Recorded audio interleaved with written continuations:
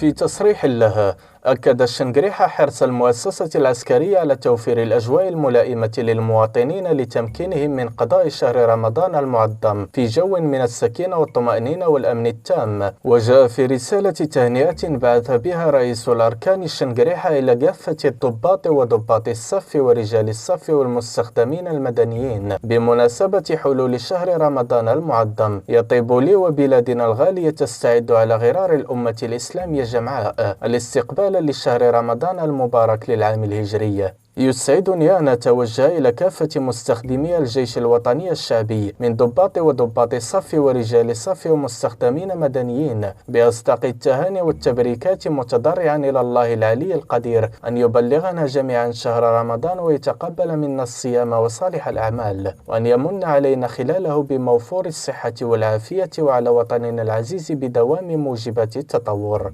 والازدهار في كنف الأمن والاستقرار. وأضاف أيضا: إننا نحرص في الجيش الوطني الشعبي خلال شهر رمضان أن نضاعف الجهود المتفانية ونتحلى بالقيم السامية على غرار الصبر والعمل المخلص والتكافل بين مختلف مكونات قواتنا المسلحة وبينها وبين شعبنا الأبي. ذلكم هو النهج العملي الذي درجنا على اتباعه بإصرار شديد في الجيش الوطني الشعبي، سليل جيش التحرير الوطني الذي يجعل من تاريخ الجزائر باعثا ومرتكزا، ويجعل من حفظ حاضرها وتأمين مستقبلها مطمحا مشروعا، ويجعل أيضا من العمل قيمة ثابتة ووسيلة لتحقيق هذه الغاية النبيلة.